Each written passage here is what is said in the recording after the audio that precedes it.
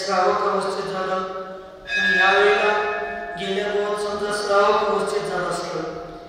आणि यावेळेला मुनी अवस्थेत जाऊ तर ते घ्यायचं.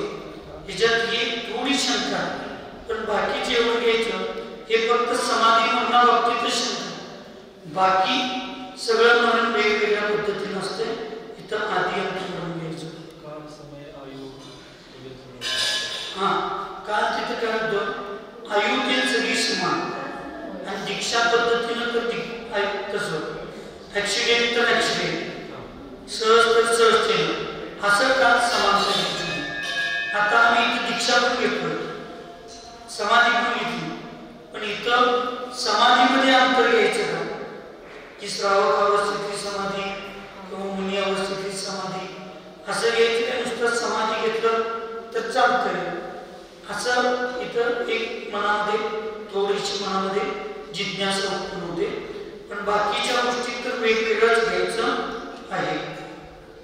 बाण मरण चारित्र्यहीन स्मीची तत्व श्रद्धानी का मरण बाण मरण होतात. म्हणजे श्रद्धांतर पक्का आहे, सम्मिलित आहे, परंतु चारित्र्य नाही.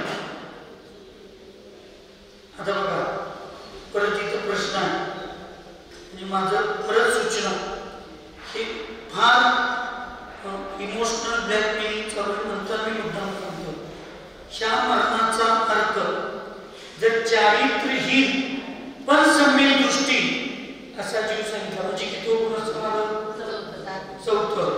म्हणजे इथं सगळे आचार्य चौथ्या गुणस्थानामध्ये चारित्र्य नसतात, चारित्र्य नाही असं सांगतात मोक्षाच्या अपेक्षेचं. तरी सुद्धा आपल्याला मनामध्ये हेच काळजी होती. तुम्ही सगळे तिकडे फिरत होता, आता तुमच्यावर आणि सगळ्यात प्रभाव होतोय का कोणाच ठाऊक म्हणलं. 2-4 वर्ष त्या भागातच होतं. मी म्हटलं आणि काय प्रभाव होतोय का कोणाच ठाऊक. पण हा नियम पक्का पाहिजे लक्षात. देश व्रतापासूनच अनुव्रतांच्या पासूनच आपल्याकडं चारित्र्याची प्राप्ती होती. आचार्यांनी काही ठिकाणी हे देश चारित्र्य आणि अनुव्रत हे दोन्ही आत्मोक्त पद्धतीने बघायला तर प्रतिमेपासून चालू होतं, प्रतिमेपासून. पण काही आचार्यांच्या अपेक्षेनं एखाद्या शब्दतेमध्ये घटले चुकीच्या भावनाने आपण पूर्वाचार्यांच्या बद्दल कोणत्याही पद्धतीचा आपल्या मनात दुराग्रह किंवा मनात विकल्प येता कामा नये. पण हे रात्री भोजन त्या ज्यांचं सम्मिलित होत आहे, खरं ज्यांच्याकडे चारित्र्य नाही म्हणजे संयम नाही, अशा लोकांचं मरण जे असतं चौथ्या गुणस्थानातलं त्याचं बाल मरण. आचार्यांनी एवढं स्पष्टपणे सांगितलेलं असताना सुद्धा आपण काही लोक शब्दाचा छल कपट मायाचार करून त्याचा अर्थ वेगळा लावून आपल्या स्वतःच्या अवस्थेची पुष्टी करतात. आम्ही श्रेष्ठ कसं आहोत, पण आचार्यांच्या पेक्षा आपली बुद्धी श्रेष्ठ नाही. काही आचार्यांनी त्या बोली भाषेमध्ये लिहिलं की हे रात्री भोजन द्या, कंदमूळ द्या किंवा पाणी गाळून वापरणे आदींना बोलता बोलते छोटे नियम आणि छोट्या नियमांचे शब्दात अनुव्रत असं शब्द वापरला. तर हेच म्हणजे अनुव्रत, हेच म्हणजे अनुव्रत. आणि अनुव्रत म्हणजे माझं गुणस्थान 5वं चालू झालं आणि म्हणजे मी चारित्र्यवान झालो असं समजून हे जैनत्वाची जी सामान्य लक्षण आहे आणि त्याला धरून अजून काही सामान्य आपण इकडे तिकडं व्रत नियम घेतो. बोलता बोलता अनुव्रताचा अर्थ छोटे व्रत घेतले त्यांनी, तर त्या छोट्या व्रतांनाच अनुव्रत म्हणजे देशव्रत समजून स्वतःला कर्मनिर्जरेच्या असंख्य पट्टी गुणित होणाऱ्या कर्मनिर्जरेचं स्थान स्वतःचं ही काही लोक समजू लागले. पण तसं होतं नाही.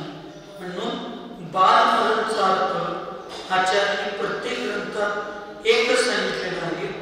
असंयम अवस्थेमध्ये सहित जे मरण होतं त्याला बाल मरण म्हणतात असं स्पष्ट शास्त्रामध्ये उल्लेख आहे. त्यामुळं माझं संमित्व आहे आणि माझी मोक्ष मार्गाकडे दिशा माझा चेहरा झालेला आहे. मी त्या दिशेने माझं आता चेहरा केलोय. एवढं चौथ्या पुनर्स्थानाचं महत्व कोणी नाकारू शकत नाही. पण मी आता तिकडं बघून मी काही गोष्टी करायला लागलोय सामान्यवर, म्हणजे मी आता चारित्र्यवान झालो, अशी जी समजूत आहे ती आगमाच्या आणि शास्त्राच्या विरुद्ध आहे. मग देशव्रत पाचव्या पुनर्स्थानावर म्हणायची काही गरज आचार्यांची नव्हती. असंयमामध्ये चौथं पुनर्स्थान घ्यायची गरज नव्हती. 24 टन वगैरे भेटू जाणं. मग ते आम्ही असंयम तिसऱ्या पुनर्स्थानापर्यंतच घेतलं असतं. पण आचार्यांनी घेतले त्या गोष्टीला आनंदानं आपण स्वीकारायला पाहिजे. घट्टाग्र बुद्धी असता कामा नये.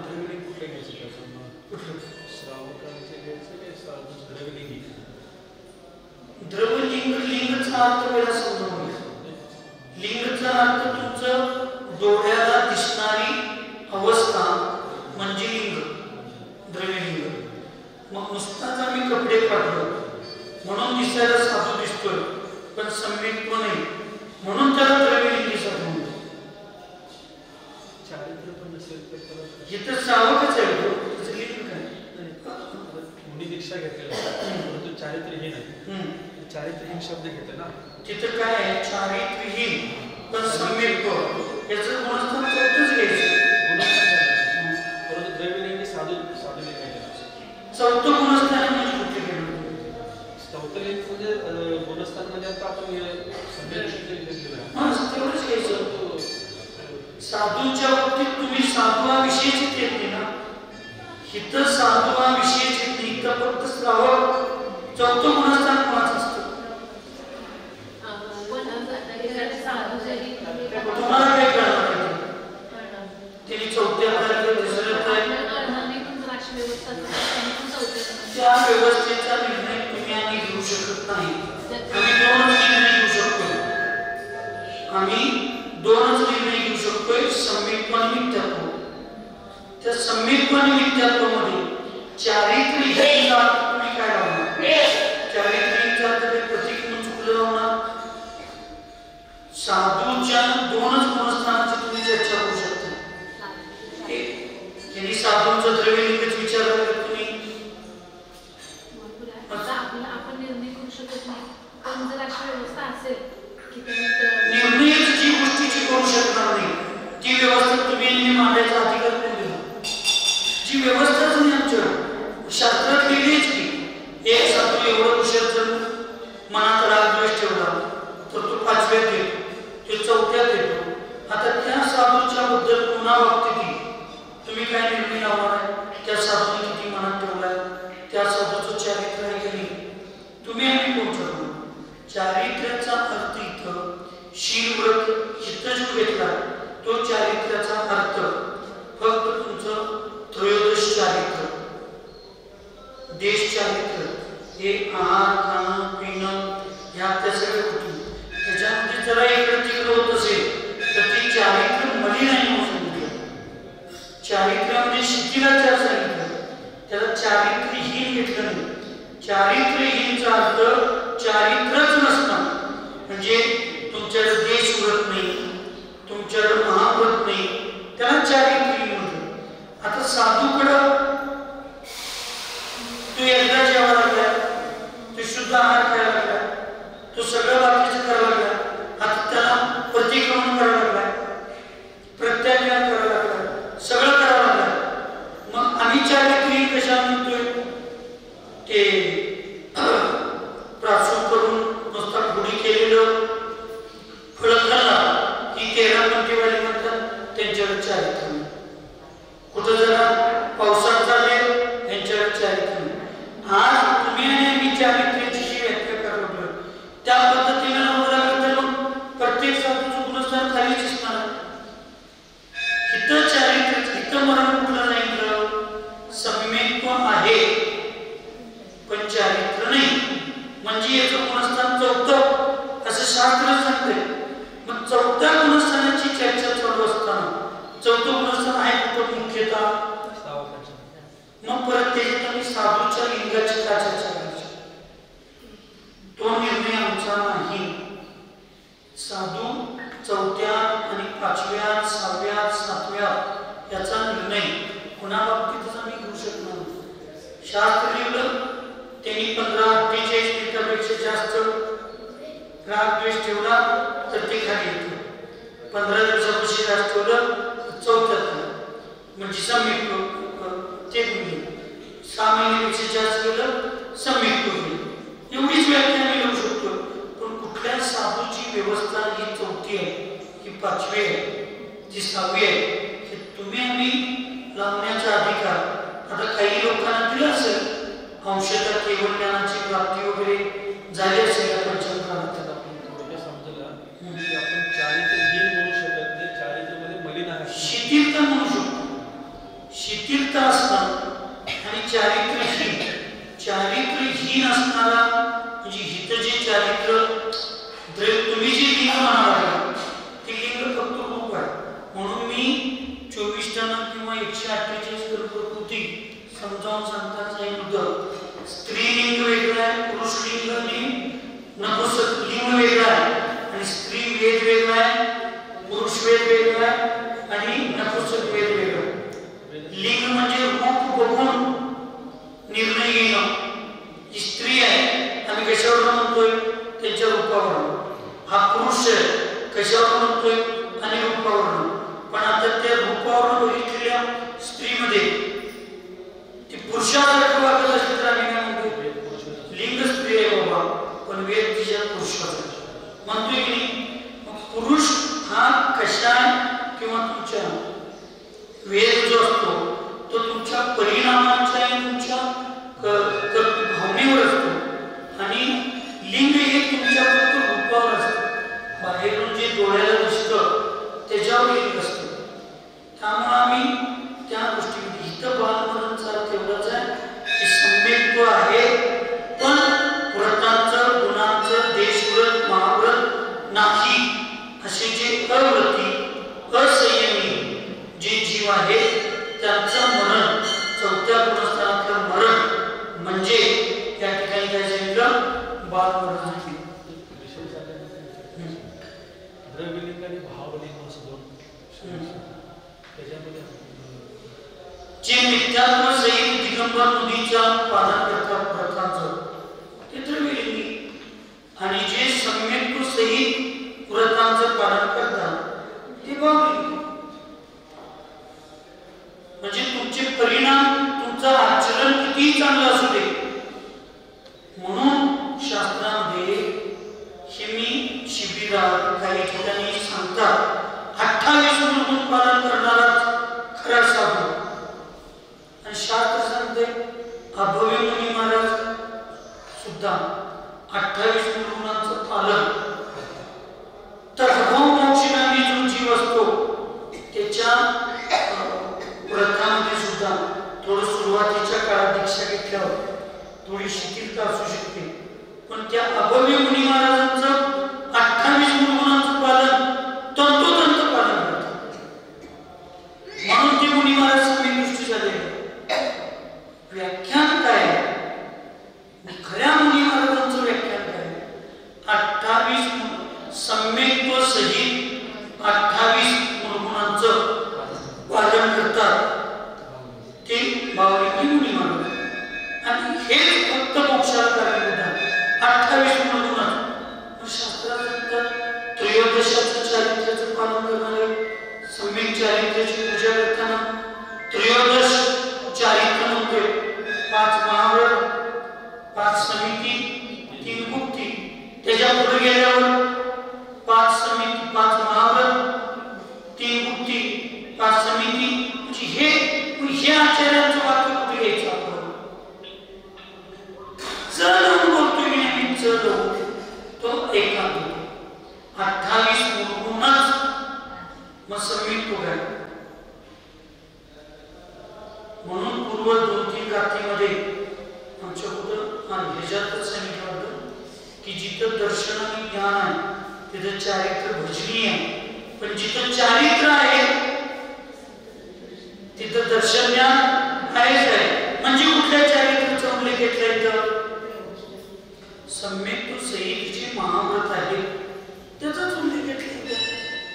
म्हणून त्या चारित्र्याची चर्चा प्रथम पुनस्तानामध्ये डोळ्याला आपल्याला दिसतंय की एखादे साधू खुल्या परिग्रहाचा म्हणजे रत्नत्रयाला सोडून काही परिग्रहांचा वापर करतात. खुल्या देवी देवतांचं आपलं महाव्रत असताना सुद्धा सम्यक दृष्टी जरी असती तरी असंयमी देवी देवता आहे त्यांची पूजा करतात, त्यांचा अभिषेक करतात, त्यांना डोक्यावर घेऊन स्वतः त्यांचं वस्त्र बदलायचं, स्वतः वस्त्र त्या देवी देवतांना घालायचं.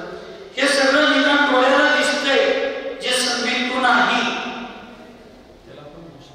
ते म्हणू शकतोय. मग तिथं आपण बाकीच्यासाठी आपण ते लावू शकलो.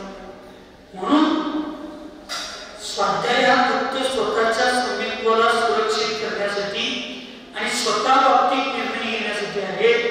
स्वाध्याय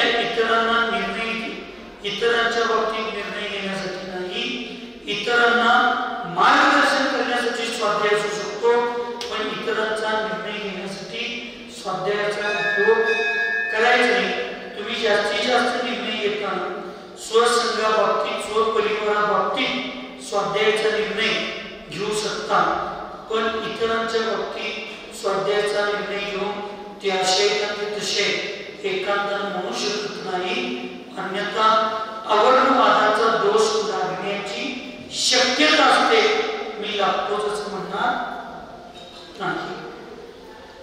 हे स्वतःसाठी म्हणून याचं नावच आहे स्व अध्याय.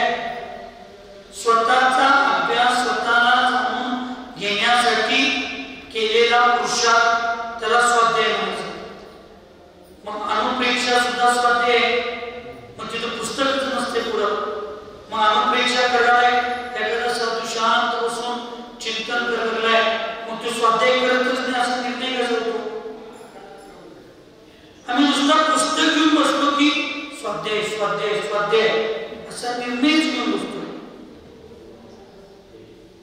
तीर्थंकरांनी तर आपण पुस्तकच घेतलं नाही, शिवभूती महाराजांनी आता पुस्तक घेतलं नाही. त्यांनी चिंतन करत होतो, त्यांनी मनन करत होतो, मग त्यांचा स्वाध्याय होत होता नाही. म्हणून त्या गोष्टीचा एकांतानं नुसता डोळ्याला दिसते त्याच्यावर जग सगळं निर्णय घेऊन चाललंय. पंडित मनन चारित्र्यवान सम्यक दृष्टी का मरण. पंडित मनन चारित्र्यवान सम्यक दृष्टीचं मरण. हे मरण जे आहे ते तुमचं त्या ठिकाणी 5व्या गुणाचं पंडित लिहिले म्हणून सांगावं. वास्तविक हे मरण 6व्यापासून 11व्या गुणस्थानापर्यंतच्या मधल्या गुणस्थानातील सर्व 6 धरून 11व्या गुणस्थानापर्यंतच्या मुनी महाराजांचं जो मरण आहे ते काय सांगितलं? पंडित मरण असं सांगितलेलं आहे. पुढेही बाल पंडित मरण आलं तर ते पंचम गुणस्थानावरती प्रतिमाधारी देशवृत्तींचं मरण समजायचं. अवसन्न मरण वृद्धियों के प्रेमी रसयुक्त आहार में आसक्त कषायों में संलग्न आहार आदि संज्ञाओं के अधीन पाप वर्धक शास्त्रों के अभ्यासी 13 प्रकार की क्रियाओं में आलसी भोजन और उपकरणों से प्रतिबद्ध निमित्त शास्त्र एवं निमित्त शास्त्र मंत्र औषधि से आजीविका करने वाले गुप्तियों और समितियों में उदासी समय भाव में मंद गृहस्थों को रंजायमान करने के मन वाले तथा उनकी वैयावृत्ति करने वाले गुणों से ही सदोष चारित्र वाले तथा जिन्हें सहयोगियों के संग से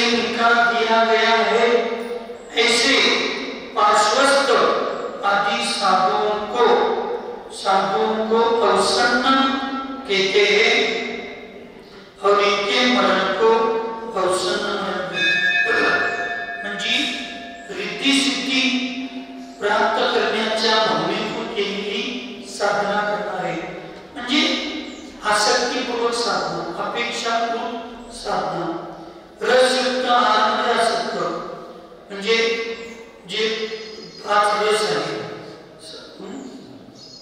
इथं 6 रस घ्यायचे, इतर तुम्ही गोड तिखट कडू रस असं जिभी संबंधी रस घ्यायचे. ते जे रस आहे दही दूध 3 गोड रस आणि ते इतर रस घ्यायचे. इतर रसचा अर्थ पंचेंद्रिय रसनेंद्रिय संबंधी असणारा तिखट गोड कडू आंबट खारट काय हे रस. रसाचा संबंध कुठे येतो? रसनेंद्रिय त्या रसनेंद्रिय विजय हित हे रस ह्या रसांच्या आधी युक्त असणारे त्याच्यामध्ये आसक्त असतात. इतर रस ते 4 प्रकारचा आहार झाला. ते रस नाही खाद्य पेय स्वाद्य स्वेद हे सगळं जे आहे हे 4 प्रकारचा आहार झाला. रसासंबंधी आले तर सगळ्यात प्रथम तर रस हेच येतो रसनेंद्रियवर ज्याच्यामुळे विजय म्हणजे रसनेंद्रिय ज्याच्या आहारी असते त्याला रसनेंद्रिय रस. मग ते रस कुठले हे 5. आणि तुमचं ज्यावेळी व्रतासंबंधी साधनेसंबंधी रसाचा संबंधी त्यावेळेस 6 प्रकारचे रस षटरस त्यागी असं जे म्हणतात इथे षटरस त्यागी मध्ये आता चटणी कुठल्याच रसामध्ये सहा रसामध्ये कशात येते नाही. म्हणून का तुमचं गोड तिखट आंबट खारट तुरट काय काय जे असतं हे 5 प्रकारचे जे रस आहेत तेच इतर रस घ्यायचं. ते खाण्यामध्ये आसक्त आहे. कषायामध्ये संलग्न कषायांशी थोडं कषायांना धरून आहे. परत त्याच्या आहारादी संज्ञांची आधी कषायाचा तिखट अप्रत्याख्यान प्रत्याख्यान याच्याशी संबंध ठेवायचा. इतर संजीवनाशी संबंध ठेवायचा नाही. ते तर 10व्या गुणस्थानापर्यंत कषाय. इतर कषायाचा अर्थ अप्रत्याख्यान आणि प्रत्याख्यान याच्याशी संबंध ठेवायचा. इतर कषाय म्हणजे मग संजीवन पण आहे. मग ते 10व्या गुणस्थानापर्यंत घ्यायची तो खालचा शब्द. आता वर काय आपण इतर कषाय ह्या शब्दाचा अर्थ काय घ्यायचा? कुठलं कषाय घ्यायचं? इथं भावलिंगी मुनी महाराजांना सुद्धा संजीवन कषायाचा उद्देश असतो. मग कषाय या शब्दाचा अर्थ नुकता कषाय घ्यायचा नाही.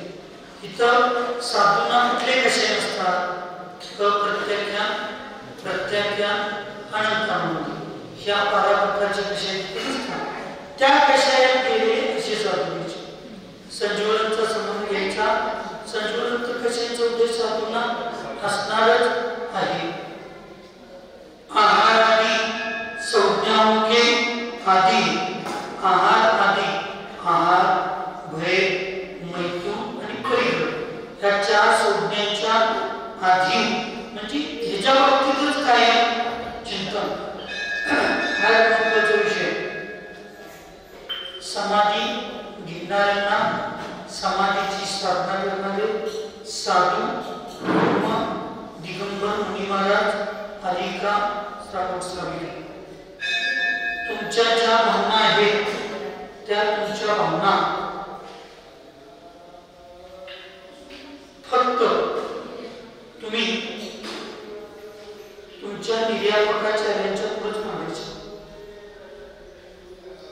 हे श्रावक कोण जरी आले तर यांच्यापुढे तुम्हाला मांडायचा अधिकार नाही की मी तेवढ्या चौक्याला येऊ शकत नाही, मी तिकडे चौक्याला येऊ शकत नाही, तुम्ही हॉलमध्ये चौका करा, तिकडे चौका करा, इकडे चौका करा, म्हणजे तुम्ही आहार संज्ञेच्या वशीभूत करण्यात आले.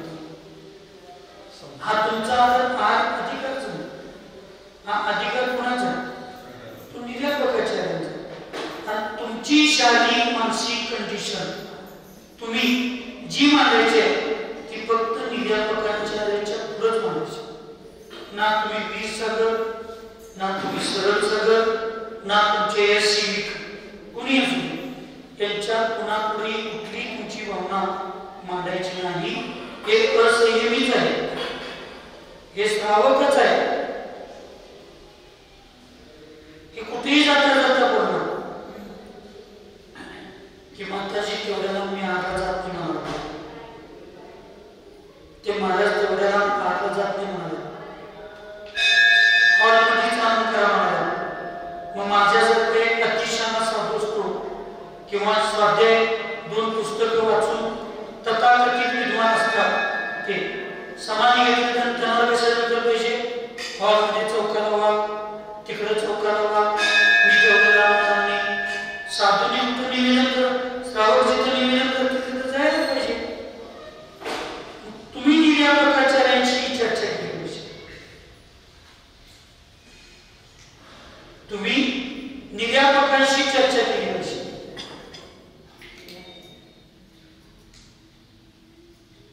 या गोष्टी मग निर्यापकाचार्य तुमच्या समाधिस्थ साधूची कंडिशन बघून त्यांनी श्रावकांची व्यवस्था करते की श्रावक त्यांनी निर्यापकाचार्य संघातल्या साधूंना किंवा लोकांना सूचना देतील. माताजी महाराज त्या शपथाची आता ही कंडिशन आहे, त्यांचं चौका असाच इथं लावा तिथं लावा असं नियोजन करा, एवढ्या जवळ असला पाहिजे, एवढ्या लांब असला पाहिजे असं. तुम्ही ज्यावेळेला शपथ ही चर्चा करतो स्वतः श्रावकांशी, तरी तो आहार संज्ञेमध्ये त्याला काळजीच असतं का?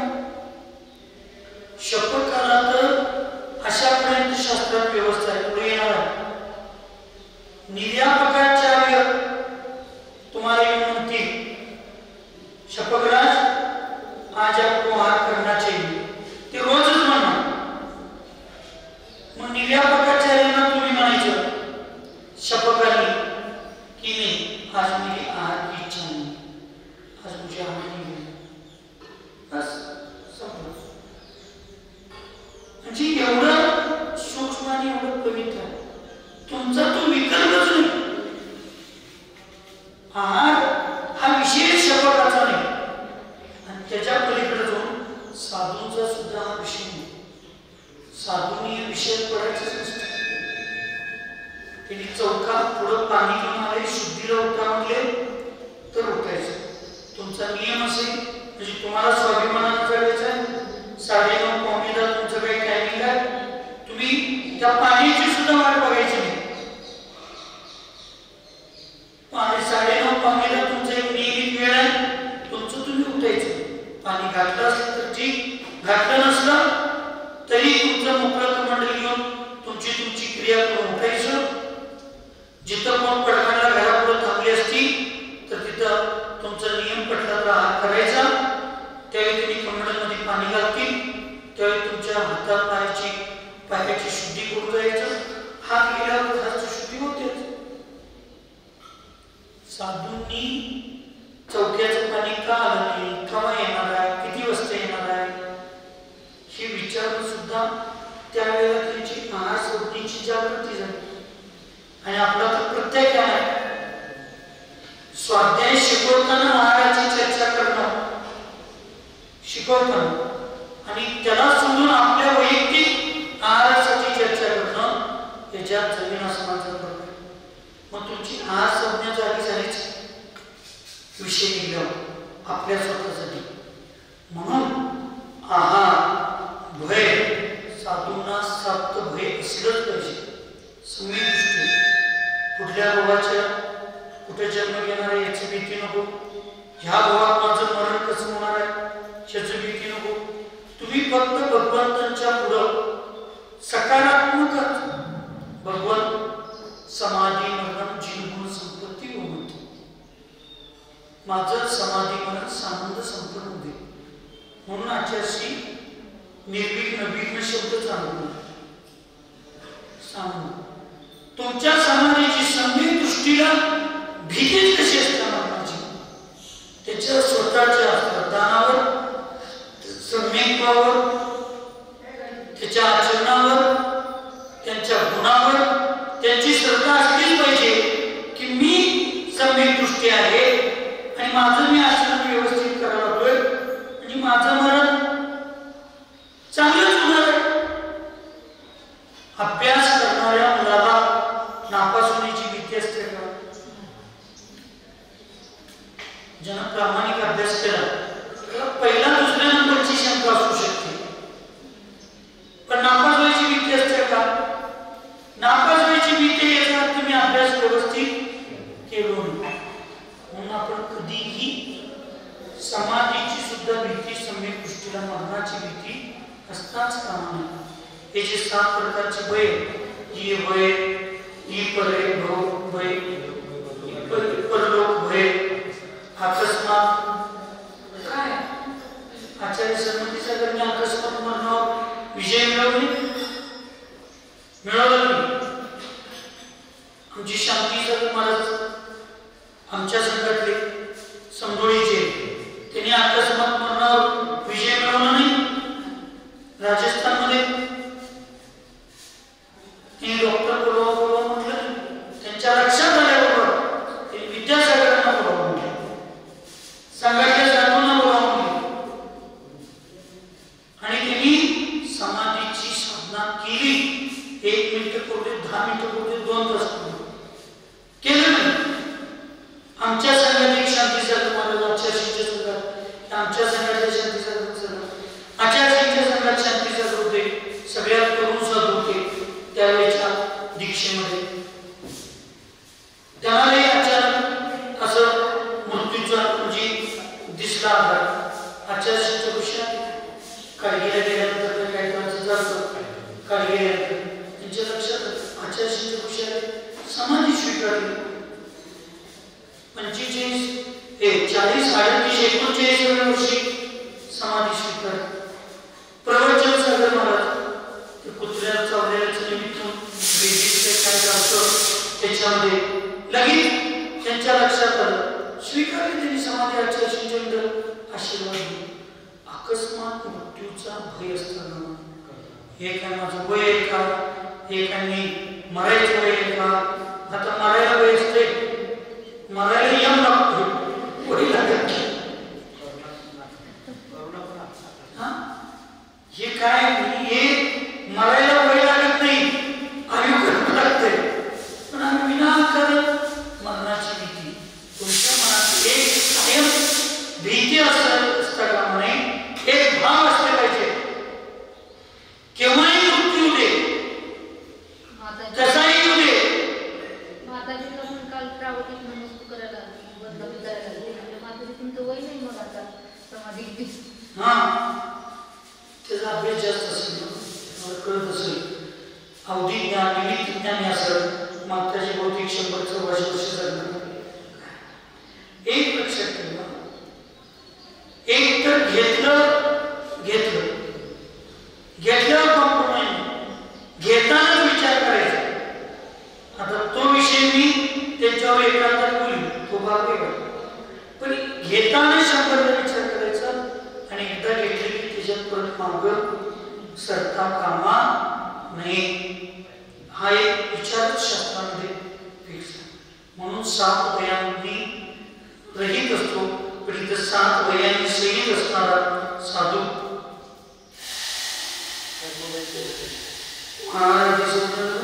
पापवर्धक शास्त्रों के अभ्यासी. हे जे पापवर्धक शास्त्र म्हणजे काय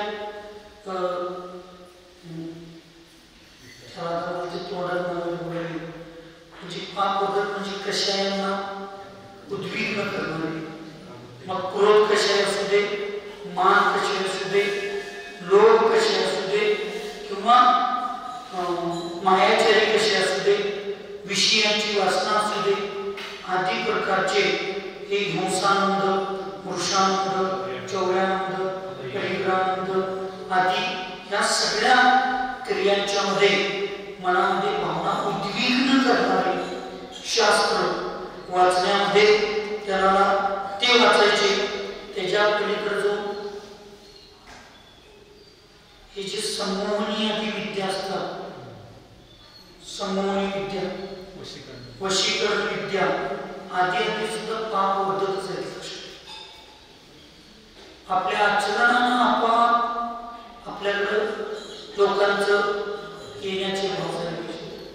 आणि सगळ्यात वाईट कशाच वाटते, लोकांची एवढी अर्धवट आहे, एवढी मोठ आहे की मुंगीला सुद्धा, मुंगीला आमचे पाण्याच्या थेंबामध्ये जिथं 36,450 विज्ञान सांगते, निदान विज्ञानाचा आधार तो घेऊया, आपल्या जैन धर्माचा असंख्य जाऊ दे, तेवढी जीव असणाऱ्या पाण्याला गाळून प्या म्हणून सांगणाऱ्या जैन धर्मातले महान हिंसाधारी साधू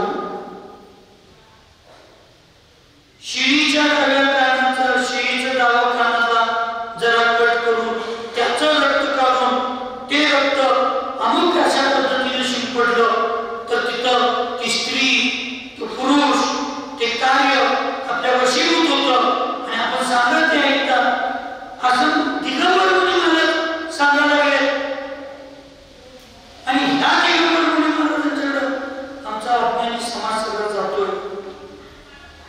आणि पाणी गावप्याची व्याख्या हिंदी सांगायचं.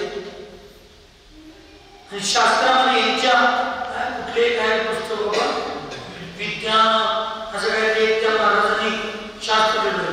आणि ह्यांनी दुसऱ्या साधूंना महाभारताचं चॅलेंज द्यायचं.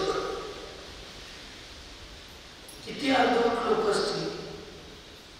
म्हणजे आपलं किमान महाभारत आहे, निदान लिहा.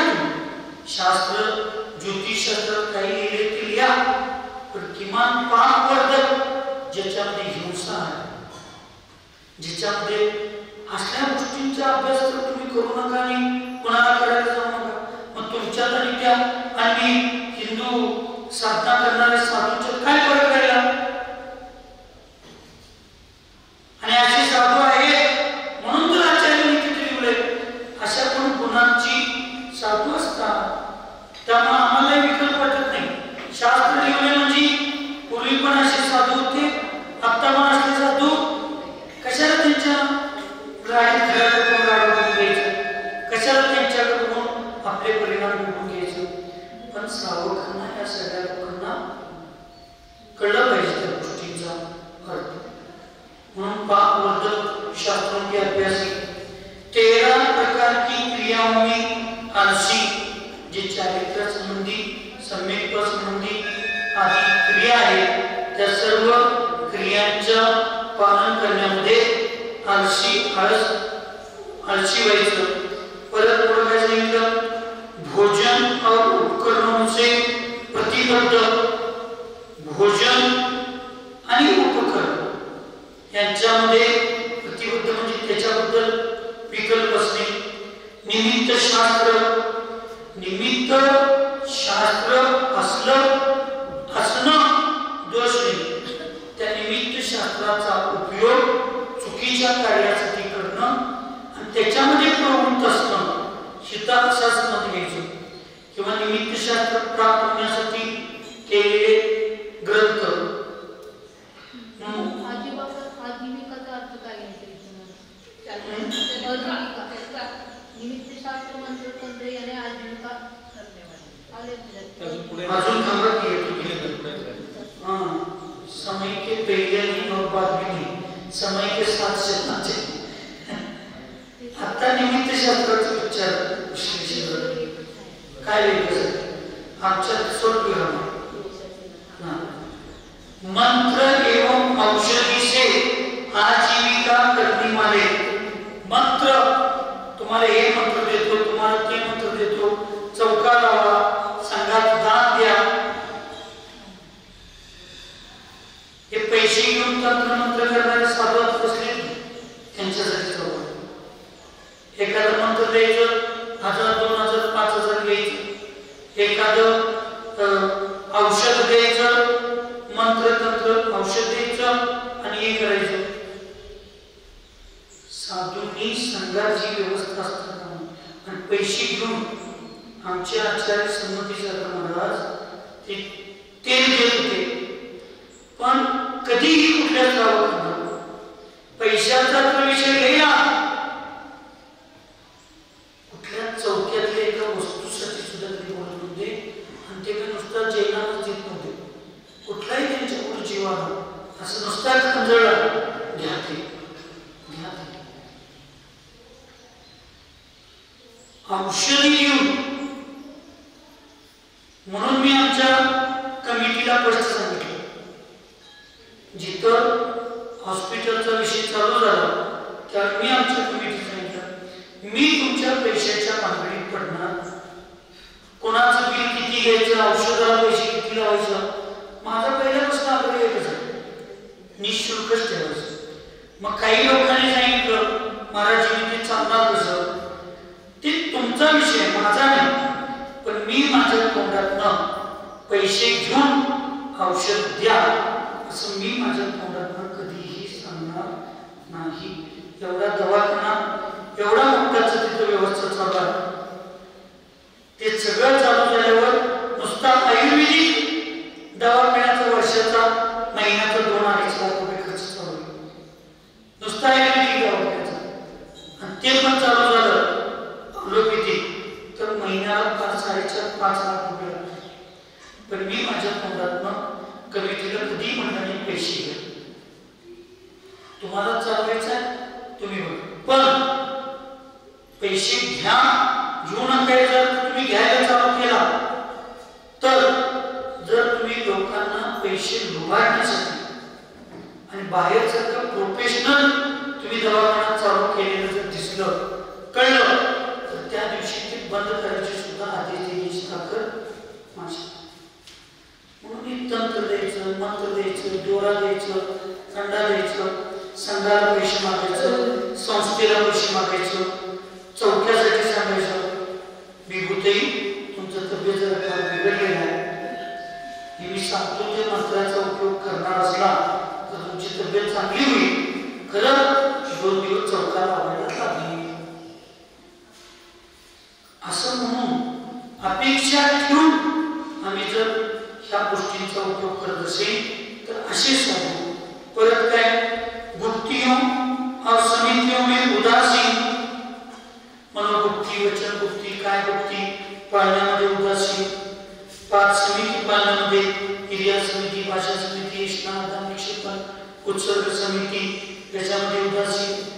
आता रात्री कोण बघायला गेले, मी लघुशंकर त्याला उठलेलं, मग काकत पिंची मारायचं चाललो. क्रिया समितीने खाली बघून चालायचं, दिवसा इकडं तिकडं बघून गांभीर्याने कुठली समिती पाळायला. जिथं प्रासू वाळलेली हिरवं गवत नसणारी, ज्याचं कुठलीही जागा नसणाऱ्या ठिकाणी मळमूत्र कप थुकायला अशा ठिकाणी सांगितलं साधून, ते पण पिंची परिमार्जन करून मग थुकायला सांगितलं. आणि आता तर शौचालयातच साधू चालले. मात्र 5 समितीमधले उत्सर्ग समितीचं कसं पालन करणारे महावर्ती म्हणायचे. मी वैयक्तिक पर्टिक्युलरली बोलत नाही, इथं सांगितलं 5 समितीचं पालन करण्यामध्ये उदासीन म्हणजे गांभीर्य नाही. आणि आता एक शौच कुटुंबामध्ये जाणाऱ्यांचं मग कसं गांभीर्य असू शकतं. म्हणून आपण बोलत असताना, वागत असताना, करत असताना फार विचार करून बोलायला पाहिजे, वागायला पाहिजे. स्वतःच्या एखाद्या म्हणजे कमजोरीमुळं आपल्या धर्माचं कुठलं नुकसान होते का याच्याकडे फार मी पण केलं पाहिजे. मी बोलायला म्हणजे हे सगळं करण्यामध्ये मी अत्यंत भावयुक्त साधू आहे आणि माझ्याही चुका होतात. चूक आणि महाचूक, दोष आणि महादोष याच्यात फरक आहे. हे शौचालयाचा वापर करणे महादोषच आहे. तुम्ही आता पाऊस चालू आहे, जागाच वाळलेली, कुठं जरी गेलं तर सगळं ओलच आहे, अशा ठिकाणी शौचालय तर ते दोष आहे. पण महादोष हे सगळे आहेतच.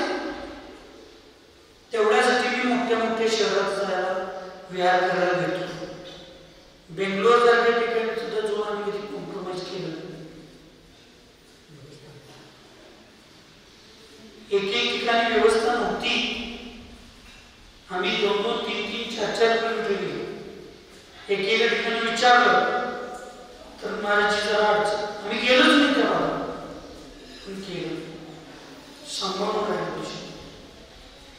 संवेग भाव विमंद. संवेग भाव म्हणजे काय? संसाराबद्दलची वितृप्ती, भाव कमी असणे.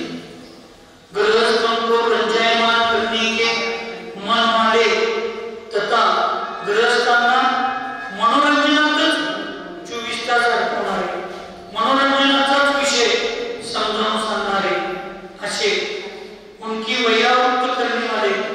गृहस्थांची वयावृत्ती, गृहस्थांना त्या ठिकाणी वयावृत्ती म्हणजे गृहस्थांच्याच व्यवस्थेत आम्ही तज्ञ नसणारे. गुणश्रीहीन, गुणांच्या मध्ये हीन असणं. सदोष चारित्र. आता इथे चारित्रहीन म्हटलं त्यामुळे एकदम चारित्रातनं भ्रष्ट झालं असं म्हणणार. सदोष म्हणजे चारित्र तर आहे पण दोषयुक्त चारित्र आहे. जिन्हें संयमियों के संग से निकाल दिया गया है. ज्यांना संयमी संघातून संघाचं नियमांचं पालन, संघाच्या किंवा दिगंबरत्वाच्या अनुशासनाचं पालन करत नाही आधी आधी म्हणून ज्यांना संघातून निष्कासित केले आहे अशा पार्श्वस्थ आधी जे सर्व साधू आहेत त्या साधूंना औसन्न साधू म्हटलं जातं. आणि अशा औसन्न साधूंचं मरण म्हणजे औसन्न मरण असं मानलेलं आहे असं आचार्यांनी या ठिकाणी सांगितलेलं आहे.